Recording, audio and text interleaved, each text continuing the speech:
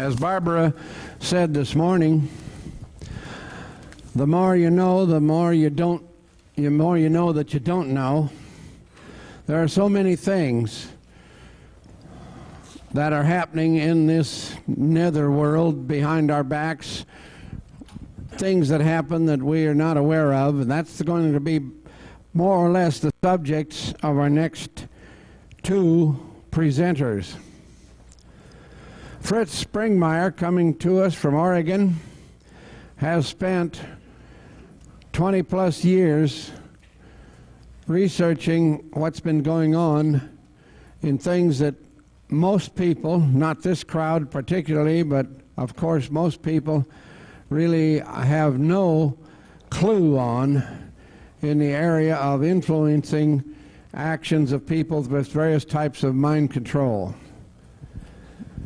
He has so much information it's almost incomprehensible. You wonder how anybody put together that much stuff in a 20-year period.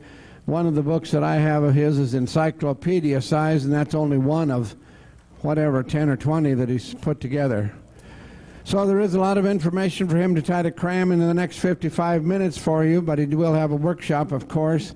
So welcome for the first time here at Global Sciences, of course, another new find, Fritz Springmeier, please. Thank you.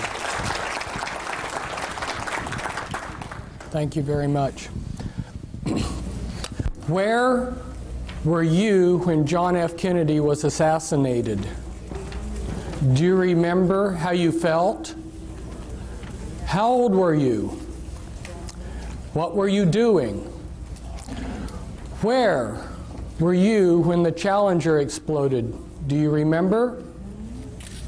How did you feel when you saw the pictures of the children that were killed at the daycare center at the Oklahoma City Federal Building? Do you remember? These are trauma memories. We remember them distinctly. They are indelibly etched into our minds. However, how many of us know the lie that was programmed into us at each of those traumas? Now, I realize that most of you don't know what I'm talking about, but I'm getting there. See, I'm not challenging your memories of those traumas. Each of us remember those traumas very distinctly. However, the problem is that we don't know the lie that it was attached to each of those traumas. In fact, most of us have never even considered that the conspiracy killed John F. Kennedy in full view of this country for a reason, in order to program us a lie. We have never asked ourselves, why didn't they quietly poison him and make it look like a natural death?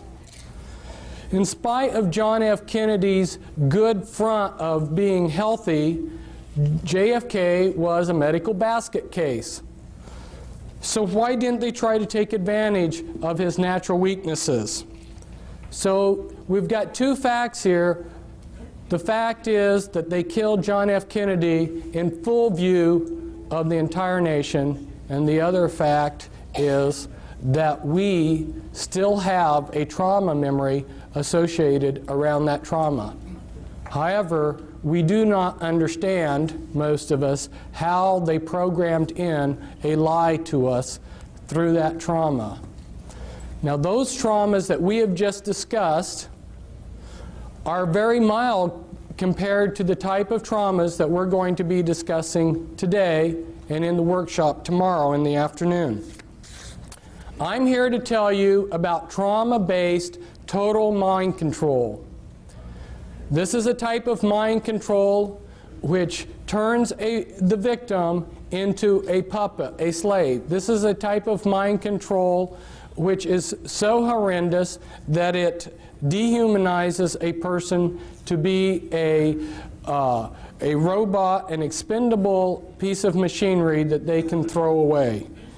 And the problem is that this mind control is essentially totally undetectable.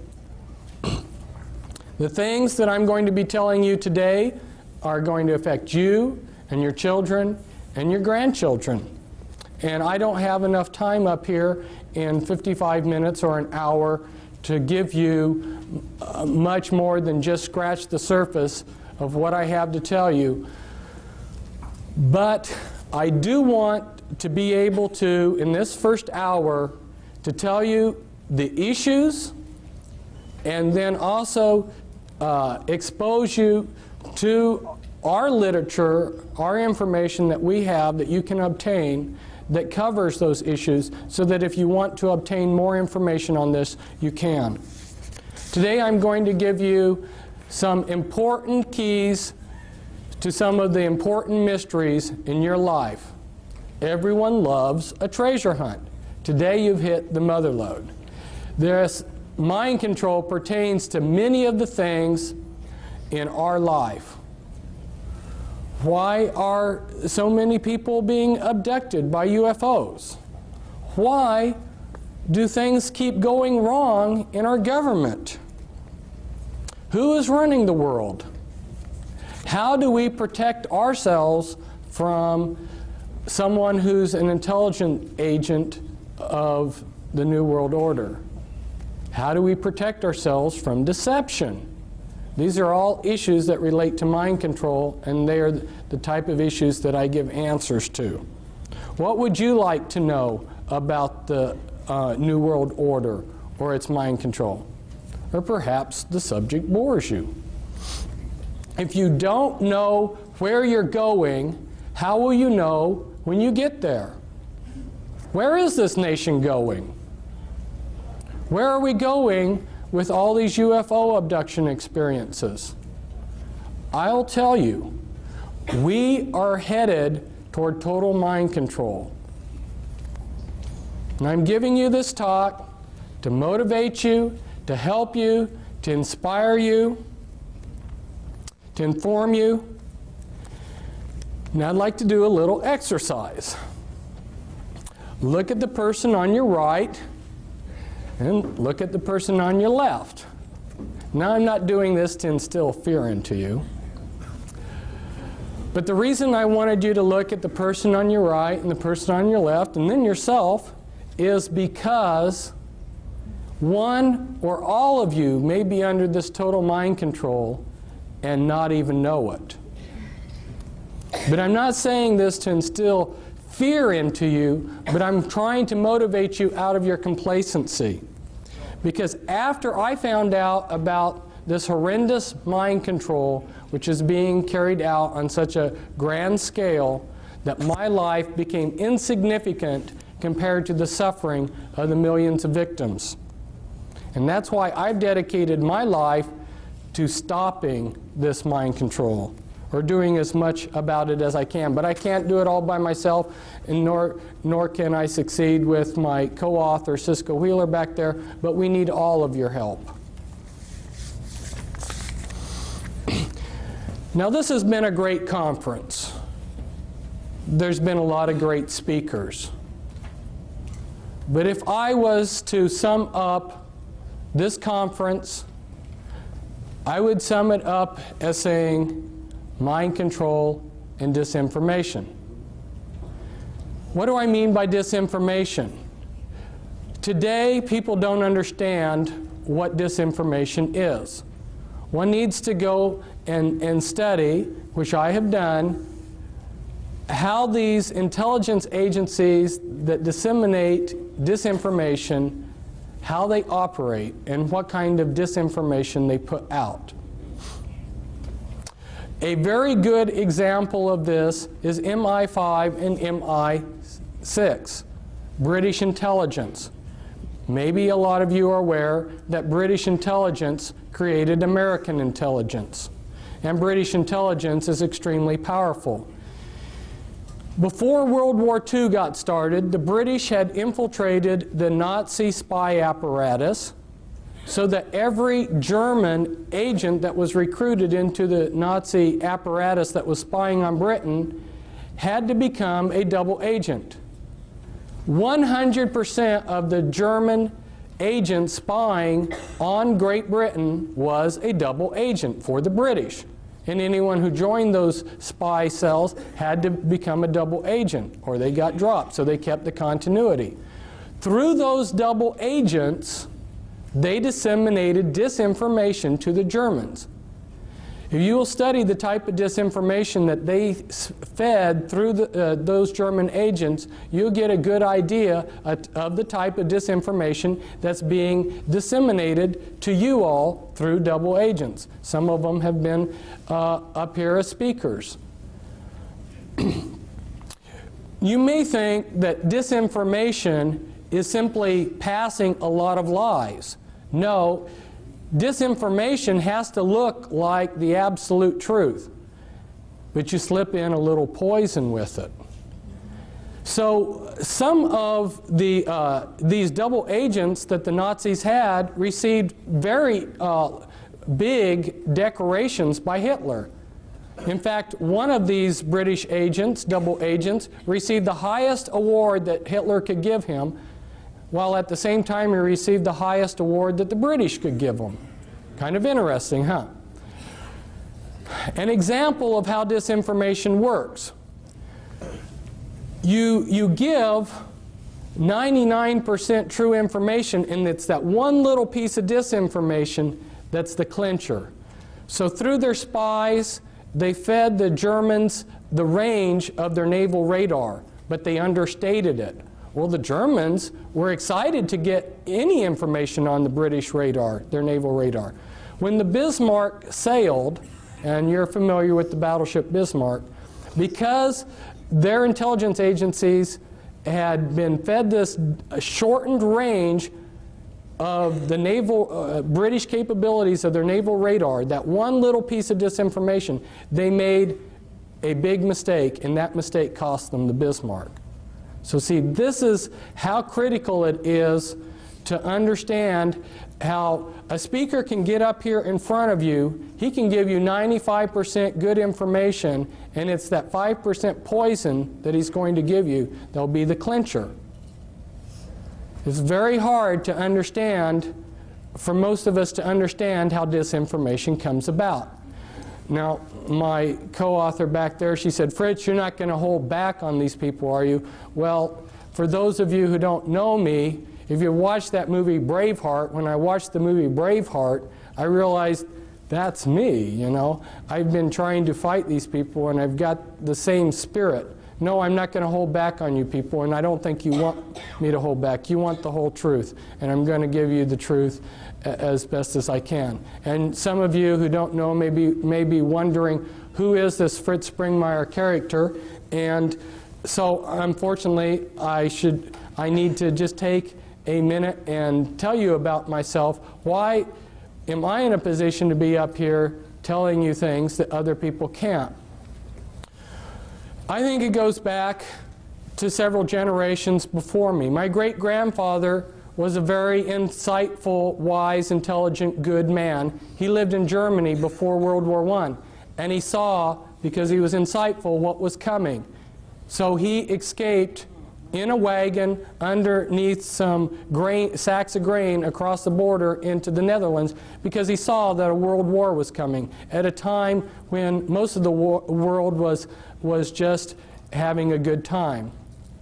And I think God honored the desires of his heart not to be involved in all the warfare that he saw coming to Europe, because he had 5 sons, and they had a lot of sons, and not one of his sons or grandsons ended up fighting in a war, because their age staggered them so that none of them ever got drafted. That's pretty amazing. And then if we look at my father he's still alive. He's exceptionally brilliant man. You would call him a genius. And as I grew up, he allowed me to ask 1,000 questions. You know, I sat there and pestered him the whole day asking him questions, and he would answer them. And he never got tired of that. And he tried to take where he was at in life and his capabilities and help the world. And my mother, she was another brilliant person. My mother and father grew up on farms. They were farm people. They were good people. They were not associated with the system at all, nor have any of my relatives, except for one of my dad's cousins in World War II, because he was a genius, worked on the Manhattan Project. But my father has basically been a technocrat for these people that run the world, and he tried to make a career out of going to third world countries and developing their agriculture. And so I got to see some of the movers and shakers of the world, and I also got to see how the people, as David Adair called them, you know, these bureaucrats, how they treated the technocrats that worked underneath them. My father was sent by the U.S. State Department aid program to Nepal when I was a child to develop the Nepalese agriculture. And he painstakingly typed up a big, massive report of their state of affairs all over the country, which he traveled on by foot and by jeep. And when he and a plan to improve their agriculture, and they had lost it within 2 weeks. And that was back before there were photocopy machines. So I saw how saw time and time again how the people that are running this world just played around with people like my father, who sincerely wanted to improve this world, this planet.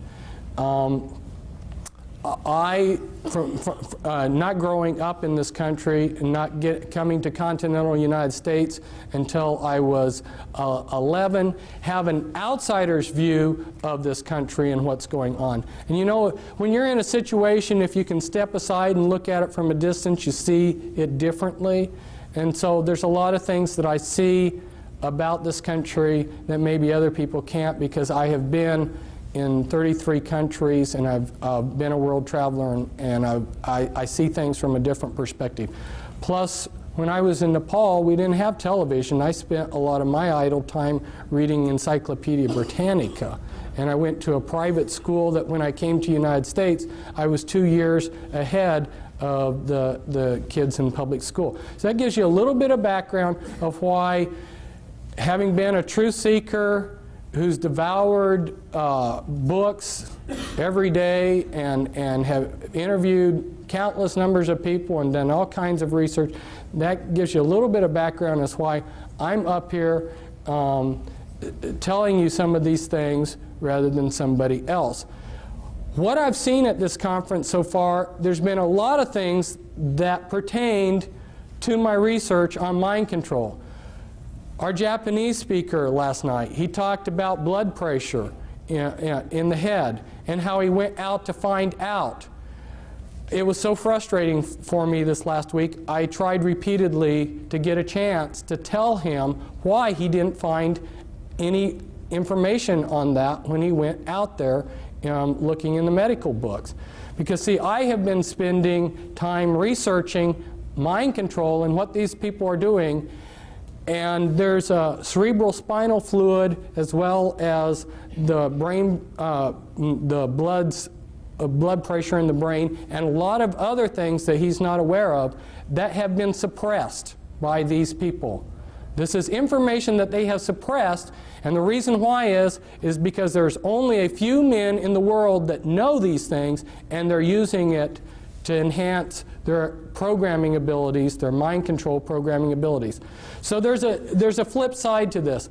Some of the things that I'm going to tell you about today are horrendous, but the flip side of it is that some of the things that the New World Order and the Illuminati know, if they were put to good use, would be fantastic. I have repeatedly seen that these people are giving us the crumbs of technology and information. In fact, they go to, there's a conference, Bill Gothard seminars, where they teach spiritual principles for Christians. Their programmers go to these conferences. Their programmers, their mind control programmers, know how a person can make themselves into a great spiritual being. They know this far better than most of the Christians, but they use this information for evil. They're able to take and set in things within the life of a person to prevent them from becoming the person that they could have. So there is a good positive flip side to this, but if you saw what I've seen, it would make you angry that these people are taking what could be used for the elevation of mankind and they're using it to enslave us. Now, as I go through this, I'm going to touch on a whole variety of things because, like Dean was telling me, he says my audience knows a lot about the Illuminati. The thing of it is that the information, the level of information that I'm putting out about the Illuminati, unless you've been in touch with my information, you haven't heard it before, because that's a much deeper level than what the people are telling you. So I need to just touch on some things so you see the type of information that you can get, and this all pertains to the mind control. So we're going to run through real quickly here some overheads.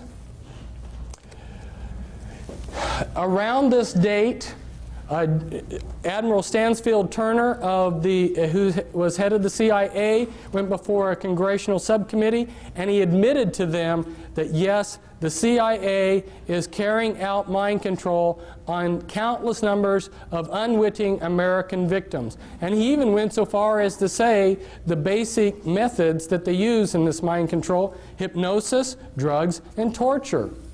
And around this period of time that he was addressing the congressional subcommittee, why the New York Times had this article. Here they mention a couple names of these are mind control programmers, Dr. Ewan Cameron and Dr. Louis Jolyon West. They were two examples of mind control programmers.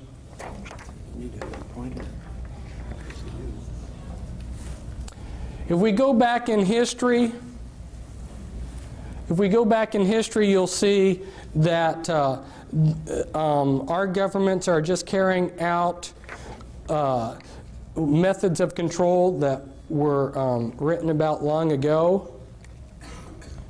Now, those of you who have been associated with the Army realize that they have a lot of pamphlets and books for their people. This was a handbook for chaplains, and inside this handbook for chaplains, they tell all of the religious groups that are recognized by the U.S. military, and one of those groups that's officially recognized is the Church of Satan, so that if you are a satanic priest in the Church of Satan, you are exempt from the draft because you're a clergyman. And Anton LaVey happens to be one of the mind control programmers that I have been exposing, and you'll see a picture of one of his slaves in here. In this book, in this handbook for chaplains, they will tell you that there are 3 degrees within witchcraft, and that is correct. Those first 3 degrees make up the anarchy level of the Illuminati, and then you have a hierarchy level within the Illuminati. Last summer, I went out on speaking circuit of 14 major U.S. cities, and there was a tape made, a professionally made tape in a television studio where I explain charts like this, explain a lot. So I strongly recommend that you get that videotape because it gives an excellent overview of a lot of things.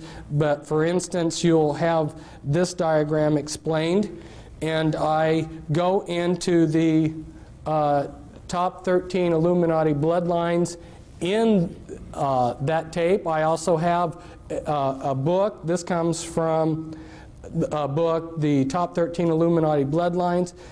This pertains to the mind control because these bloodlines learned about these mind control techniques many centuries ago. These are the movers and shakers of the world. And for instance, the Rothschilds, their secret genealogy traces back, and this is inside information. You're not going to learn this reading a book. This is inside information. Their genealogies go back to Nimrod. So these are some very powerful bloodlines, and they have learned a lot of techniques for controlling long ago. And when you learn who the bloodlines are, it totally changes your view of history. Now, for instance, Grant and my co-author back there, Cisco, who I brought out of the Illuminati, her father was a programmer, and parts of her were used for programming. Her great uncle, her dad's uncle, was the head of the U.S. military during the Vietnam War, General Earl Grant Wheeler. And he was a descendant from Hiram Ulysses Grant. And Ulysses Grant was of the Collins bloodline and of the Delano family bloodline. Two very powerful bloodlines. And you may have thought that he was just a common, ordinary person. To understand what's going on, you really need to understand these bloodlines, and that's why I encourage you to get the book that we have back there, the Volume 1 book, the Top 13 Illuminati Bloodlines. These are just some representatives of those bloodlines. And these are Illuminati members that I'm showing you here that are representatives of the different bloodlines.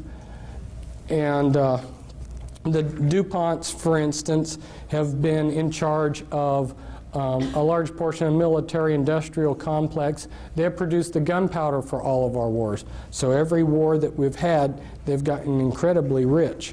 They also are into a lot of the chemicals. Every day you use chemicals that came out of DuPont factories. The Freeman family and Gaylord Freeman, head of the Priory of Zion. And this is the Kennedys. Here we see JFK at the Great Pyramid.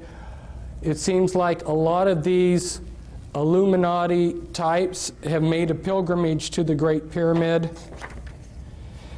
And here's Anton LaVey. See if I can get him up a little bit so that the camera can see a little bit. This is Anton LaVey with one of the members of his church, Sammy Davis Jr. Sammy Davis Jr. was part of Rat Pack, which were working with the intelligence agencies and were Satanists. And one of his slaves, James Mansfield, is there kneeling down before Anton LaVey in a satanic ritual. And here was the first presidential model sexual slave that they allowed the public to see. This is Marilyn Monroe. She both James Mansfield and Marilyn Monroe had sexual relations with John F. Kennedy. And here I believe that you can see her switching personalities. When I start talking to you more about how the mind control is done, you'll understand what I mean by switching personalities, because they create programmed multiples where they get a Dr. Jekyll, Mr. Hyde effect. And here's, this is Winthrop, who's said to have the largest porn collection in the world. And the mind control slavery relates to the porn, the type of porn that they do too. This is Guy de Rothschild, very powerful man. His bloodline will have the Antichrist, and that's his son, David. And here's of the Russell family, and represents the Russell family. And here you see Bill Clinton. This is a hypnotic induction for a mind-controlled slave. It hypnotically inducts them. And then you have William Huntington Russell and Samuel Russell, which tie back into your slave trade. So see, these people these Illuminati families have been involved in slavery for a long time, and they've been involved with mind-controlled techniques for a long time. A lot of what they did with the black people was for purposes of, they were very skillfully using trauma and divide and conquer against the black people when they enslaved them. And I don't have time to go into all the ideas behind what they did to the black people, but just leave you with the idea that the reason that they brought over the black people like they did in the ships, with so many dying, and the way they separated them from their past and everything, it was all utilizing mind-controlled techniques. And this is some other Illuminati bloodlines here. The Lee family, Li Ka-shing, billionaire in Hong Kong. Some others. Hitler was of the Rothschild bloodline. I found out that Scotland was very important to all of this, and I just highlighted some of the Scottish clans that were involved in the Illuminati. And for some of you that need to see this, because you wonder if satanic ritual abuse does occur, I got this out of a museum, and it's written it's an oath to Satan that's written in the blood of the person who made the oath. And this is very standard for people within the Illuminati. And this all relates to how the mind control is done, because a lot of you can't separate the rituals, the satanic rituals, from the mind control programming. They dovetail in. But they're also using alien themes in the mind control too. And again, I will explain this in the videotape. It's a castle in Belgium, an important castle of the Mother of Darknesses, which is a rank within the Illuminati. This is the front entrance to it. The Illuminati have set up objectives, okay? And then those are broken down into components, and then they use different parts of society to bring those objectives about. They want things to happen as if they're happening naturally. From debriefing people that have heard planning sessions where the 20-year and the 30-year and the 50-year plans of the Illuminati were explained in detail, one of the major components to their plans is they want everything to happen as if it's unfolding naturally. So where the mind control slavery is so important is they have salted their people throughout all levels of society. There is no religious group, there is no philosophy, there is no political group that can't be infiltrated with their mind-controlled slaves. Here's an example of another objective.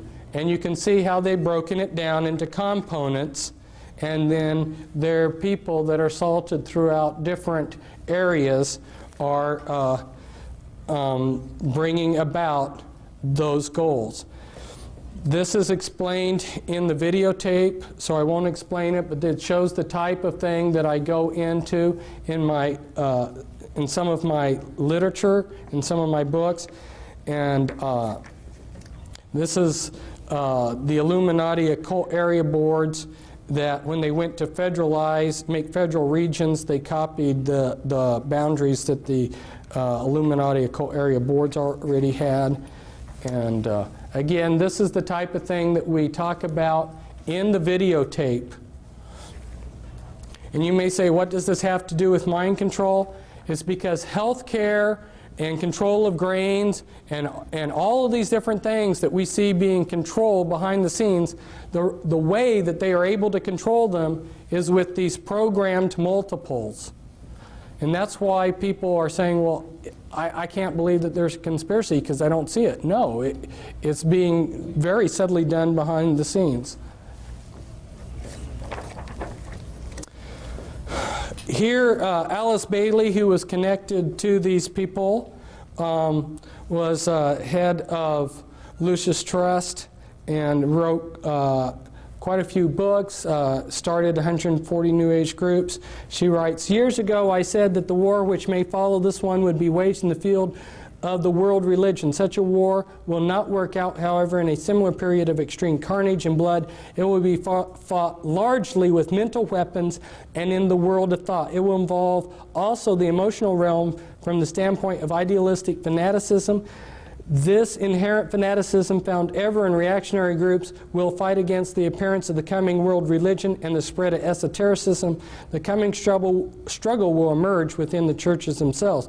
She's talking about mental weapons. Now, she doesn't spell it out here, but what she's talking about is the mind control that I'm talking about. And the name of her book's very appropriate. It's Externalization of the Hierarchy. What was done in secret in these secret societies that tie in with the Illuminati, what was done in secret 100, 150 years ago is being externalized into society. And part of the way that they're doing it is through the mind control that's got an alien script to it, and through people that are seeing things and dreams and so forth. You know, one of the ways, see, my father was just naturally smart, but there weren't enough naturally intelligent people for the New World Order types to take advantage of. If you understand what they need to run their computer systems and to do the type of research that they needed to have some trick to get enough geniuses to really move rapidly forward with what they wanted to accomplish. And they discovered that if they scarred the brainstem, they could create somebody with a photographic memory. And so a lot of your people out there that are geniuses working for the system are mind-controlled slaves that have their brainstem scarred as a child. They've been given a photographic memory, and they've got programming. Now, how do they control these people? Well, they are releasing technology at a rate that they have decided upon, and they release that. If you're a mind-controlled slave, a lot of the ideas that you will get will come as dreams. Okay? They're controlling the various Christian denominations, various Christian religions. They're controlling the New Age movement. Your New Age prophets that are seeing things. Where do you think this stuff is coming from? And that's why I was so pleased to see Raylan Russbacher tell you her own personal story about how she discovered that the things that she had been channeling were actually being channeled through her via mind control from the intelligence agencies. This is, it doesn't show up very well on here. It's such a beautiful picture, but it's the inside of the House of the Temple of the Supreme Command of the Supreme Council, of the 33rd degree of the Scottish Rite Freemasonry in New York City. The House of the Temple here, one site for programming, one place for the Grand Druid Council to meet in a room there. Here I'm at a programming site. And this is the Presidio, and this is real near the Presidio, the Palace of Fine Arts, and where Illuminati have done rituals. Here's some more pictures from the area. You'll notice that the 6th Army has the satanic hexagram within a circle with the anarchy, satanic anarchy A inside of it, and a lot of their staff are Satanists. This is some more sites around the area used for programming. This is on the Presidio where the Illuminati have had some rituals inside of there. And in the distance here is Alcatraz, which has been used for ritual programming. This is Tavistock, which is a site that's been used for mind control programming. Rothschilds have used Tavistock quite a bit. Here's a couple programmers. This is Michael Aquino, who's head of Temple Asset. He's a mind control programmer. And I don't think that he's got his staff in his hand there in the picture, but he oftentimes carries a staff. That's staff is like a cattle prod, and it will give you electroshock. There's been quite a few books coming out recently about the mind control, but they're all pretty vague. So I encourage you to get the Volume 2 book that we have, and the title to it's The Illuminati Formula Used to Create an Undetectable Total Mind-Controlled Slave. Now, how are they doing this? Well, they're using natural things, natural functions of the brain. Some of you have probably been driving along the road and you've been talking to your wife and just driven automatically. See, the mind can work in two different things. What you're doing is you're hypnotically trancing out on your driving. Maybe some of you have been driving and you went from point A to B and don't even remember driving. You just put yourself into self-hypnosis. There's different altered states that the mind can go into, and they're very familiar with these. The mind also has the ability to disassociate. You know, if you say, some people, if they say something that's wrong, and then you try to correct them later on, they say, well, no, I didn't say that. Their mind has to disassociate. Or you go on a trip and you remember the good things but forget the bad things. Okay, this is disassociation. The mind has a natural ability. Now let's say that you're a soldier in a war, and this has been going on for thousands of years to soldiers in wars. Let's say your buddy, for instance, has his arm blown off and his guts are blown out, and it's a horrible sight. The mind protects itself. And if you look at it on a timeline, and at this point in time is that trauma, if the trauma is severe enough, what the mind does to protect itself, it builds amnesia walls around that trauma. Well, the Illuminati learned this a long time ago, and so what they do is they compartmentalize the mind. They take a small child and they just traumatize the heck out of it and split the mind and build all these amnesia walls between all these traumas. The worse the trauma, the better, because the better the trauma wall. So the most horrendous traumas you can possibly imagine are the ones that they want to use. When you've splintered the mind up into many pieces of disassociated pieces, then you can go in and pull that piece up to the front of the mind, and you can construct out of that piece of memory whatever you want out of it. And you remember that some people have said that the human mind is like a huge computer, and if you got all the computers of the world together, in some ways your mind would excel. You would be all of the computers in the world. You've got a fantastic computer here. Well, you know how a computer can section off memory. You know, when you turn on your computer, if you need to reboot it, it reboots out of memory that you can't get to. In order to make a functioning computer, the big hurdle that they had to jump over was to be able to create memory that you couldn't access.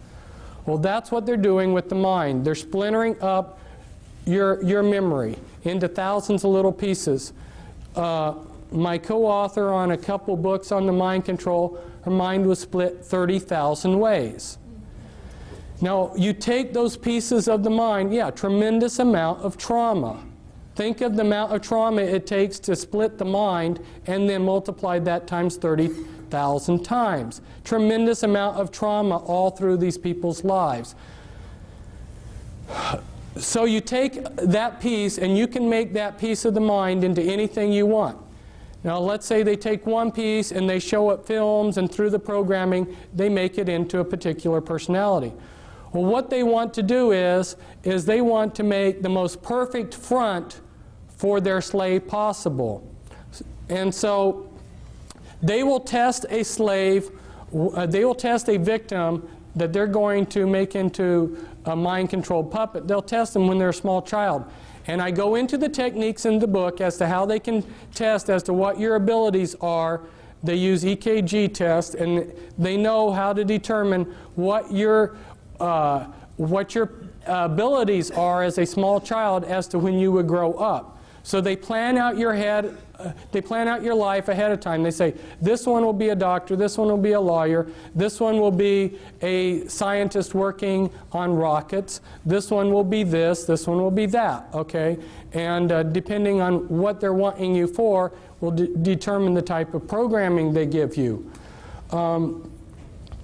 So it's very systematic, and because the movers and shakers of the world have all of the resources, basically, they can move these people into whatever field they decide for them, so they become the top of their field. Now, their front personalities are very legitimate, sincere people. They don't know about the Dr. Jekyll, Mr. Hyde effect. Imagine yourself being a Christian minister and horrors of horrors finding out that you've got disassociated parts of yourself that are Satanists, that are satanic, that go to Illuminati rituals.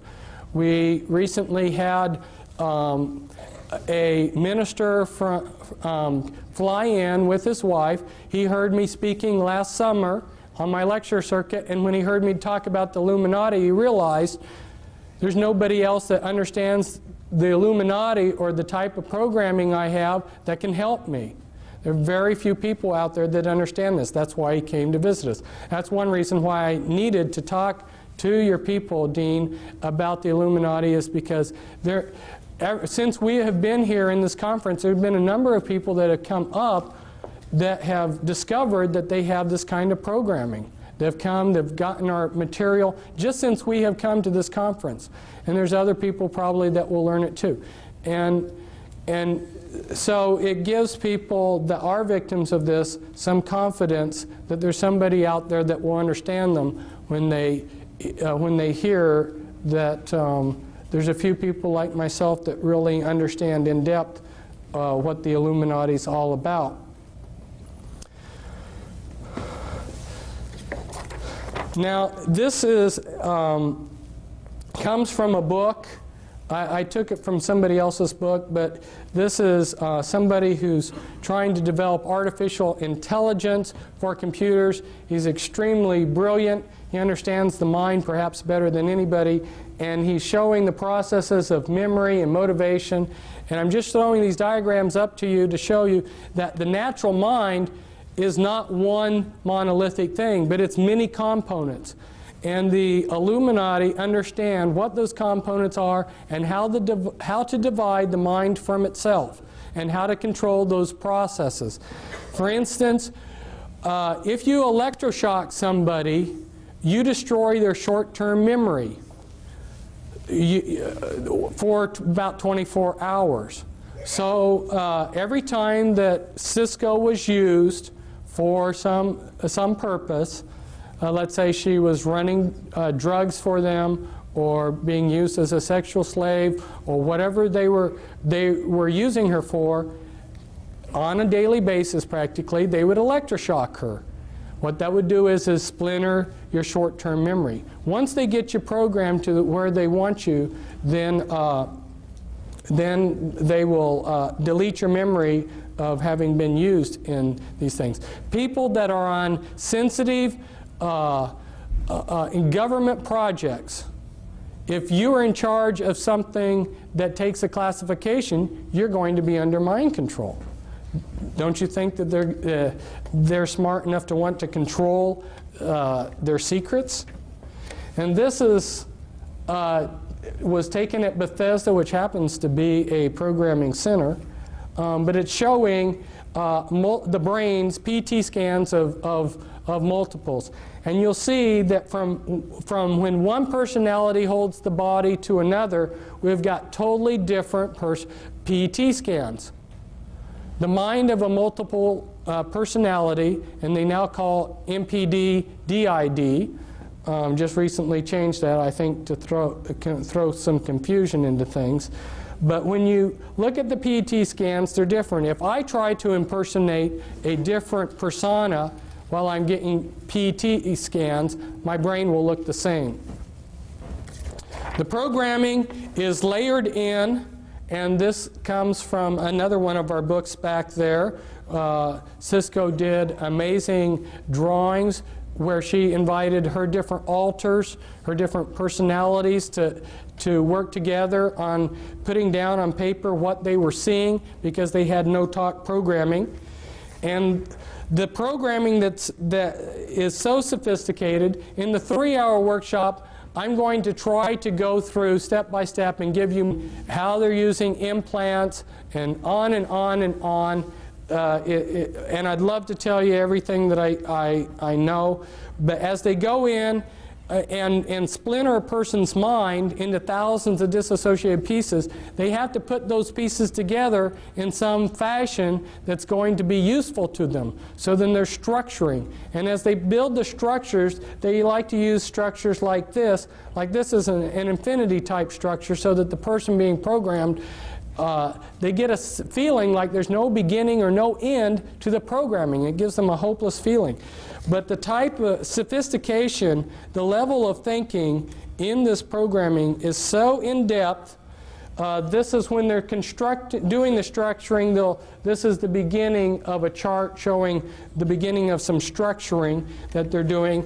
And then when the master, finally, the programmer or the handler, finally has finished programming the slave, he will have a 3-ring binder, a laptop computer with pages that look like this. And if he wants to call up a particular altar, he would say, like Brown Levi 2003 11A, Brown Levi 2003 11A, Brown Levi 2003 11A. That right there would be the access code to pull up a particular personality that they would want. And a lot of these personalities will not live in reality. They live in a total science fiction world. They've been dehumanized. Here's how one of Cisco's alters perceived herself.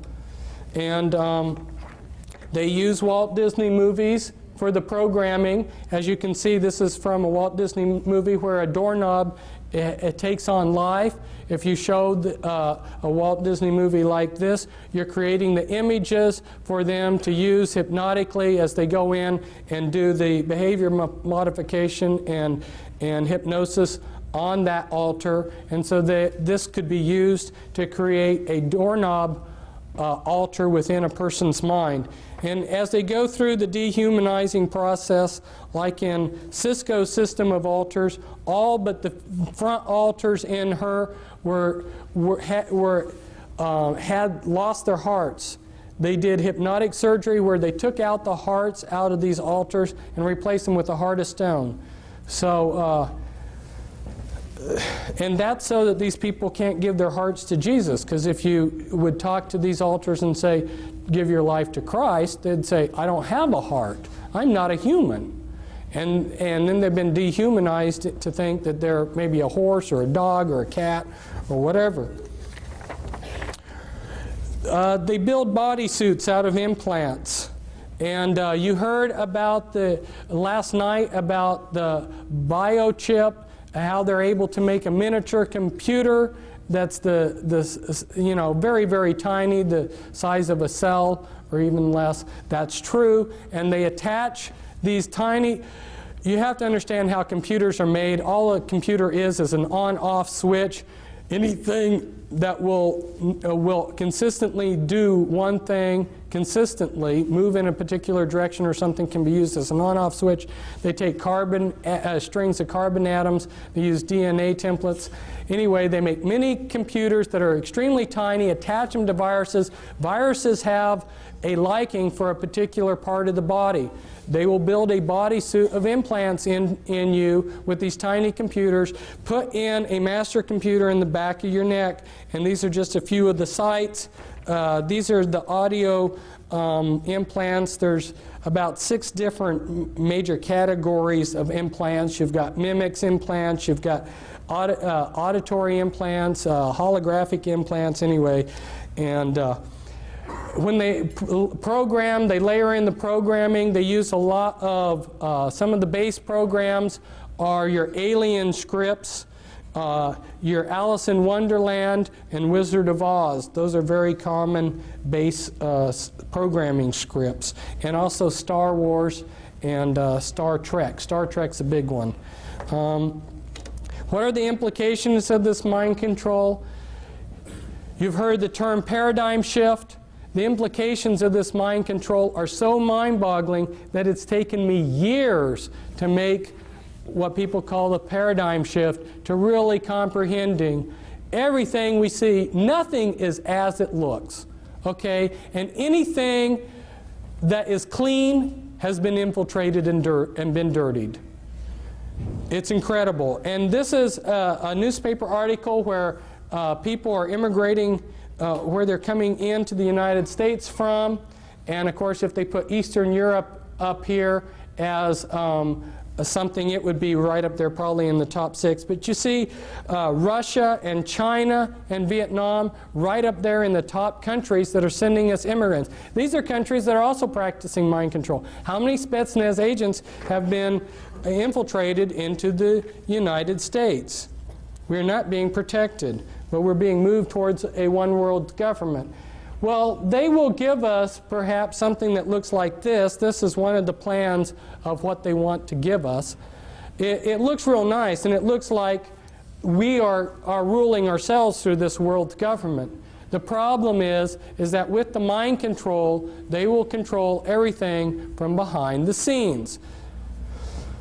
So, including, I had a friend who was a mind control victim, and one of the insiders that is trying to fight the New World Order came up to him and said, this was back in 1990, and said, you are a monarch mind-controlled slave. He didn't know what that meant. He said, and this insider said, as proof of who I am and that my information is for real. This was 6 months before the primary election in which Bush and Clinton ran against each other. He pulled out a map, and it had all the votes for the final votes of the presidential campaign, the electoral college votes, and the final popular votes. And these men found out the same thing that I found out from various sources, James Collier and his brother. They spent 20 years tracking down how the voting is rigged. I'm telling you, people, nothing is as it seems, and there are people that can come up here and stand up here and be a lot more humorous than I, and can tell you, you know, that you can vote these people out of office.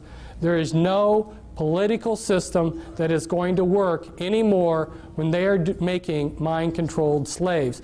And I'd love to have all of you come to my workshop, because there's so much that I have to say, and it's so important. And our table's back there. Thank you.